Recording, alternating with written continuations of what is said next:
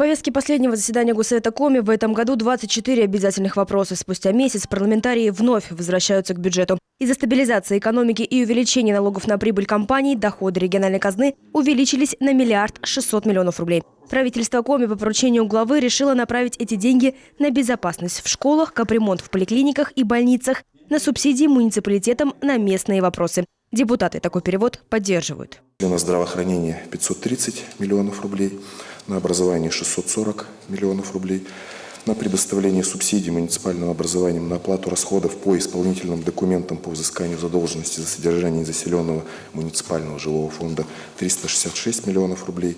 Львиная доля средств, направленных на образование, более 330 миллионов рублей, пойдет на укрепление материально-технической базы и создание безопасных условий в школах и садах. Защита и комфорт детей – одно из приоритетных направлений правительства Коми. Только в этом году на эти цели направили 747 миллионов, 580 по личному поручению главы Коми Владимира Уйба. Для сравнения, годом ранее потратили на 300 миллионов рублей меньше. Также новые расходы пойдут на проведение регионального чемпионата «Молодые профессионалы» и поддержку одаренных детей. Выделяют деньги и на проведение 2 знаковых спортивных мероприятий.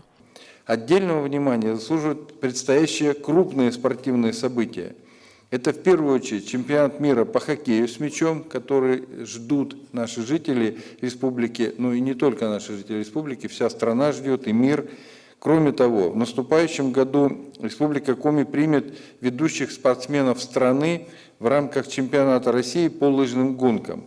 Для нас это очень важно. Республика Коми испокон веку кузница кадров, именно чемпионов в лыжных гонках. Объемный блок вопросов на заседании посвящен социальной поддержке. Законопроект о новых мерах и продлении уже действующих льгот внес глава Коми Владимир Уйба. Награжденные медалью, орденом «Родительская слава» получат 25 000 рублей. Это раз. Реабилитированные лица смогут за счет государства отдыхать в санатории. Это 2. Жителям Коми с онкологическими заболеваниями из труднодоступных населенных пунктов будут компенсировать расходы на дорогу к медицинским учреждениям республики до 2025 года. Это 3. Также расширят меры поддержки на проезд для семей с 3 и более детьми в возрасте до 23 лет. Пособие на проезд в пассажирском транспорте смогут получать 18-летние школьники. На 3 года продлили и действия регионального семейного капитала. Продолжат поддерживать рублем и многодетные семьи. Вот этим законопроектом предлагается продлить срок действия предоставления ежемесячной денежной выплаты при рождении 3-го или последующих детей по 31 декабря 2022 года. Эта выплата предоставляется семьям, чей доход на человека не превышает 2-кратной величины прожиточного минимума. И именно эта выплата, в том числе благодаря усилиям уважаемых депутатов Государственного совета Республики Коми, является очень хорошо действующей на увеличение дохода граждан. В будущем году семьи, в которых есть 3-е или последующие дети в возрасте до 3 лет, будут получать ежемесячные денежные выплаты при принятии этого закона в южной зоне 14 418 рублей ежемесячно, в северной зоне 18 319 рублей ежемесячно. Меры социальной поддержки парламентарии поддерживают единогласно, чего нельзя сказать об официальном статусе Сыктывкара. Мнения о необходимости принятия закона сходятся, разнятся только по этапам. Одни выступают за доработку инициативы, вторых устраивает имеющийся проект. Полноправной столицей Коми город стал, правда, на несколько минут. Сначала решением большинства депутаты голосуют за закон в целом. Позже выясняется, что по техническим причинам проголосовали не все. Приняли решение выбор повторить. Мнения не совпали. Закон принят в первом чтении, но отправлен на доработку в профильный комитет. А вот нововведения по капитальному ремонту большинство избранников народа поддерживает. Жители новостроек в Коми начнут вносить взносы на проведение капремонта своих домов на год раньше. Проектом закона предполагается сократить срок возникновения обязанностей по уплате взносов по капитальному ремонту у собственника помещений в МКД, вводимых в эксплуатацию после утверждения региональной программы капитального ремонта с 5 до 4 лет.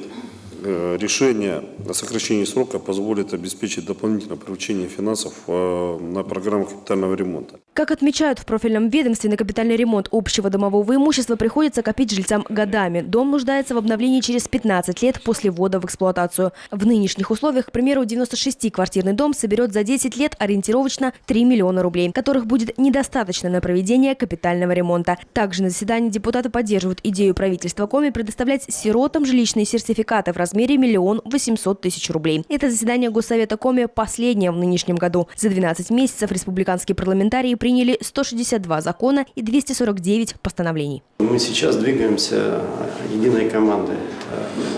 Естественно, глава, правительство и Государственный совет.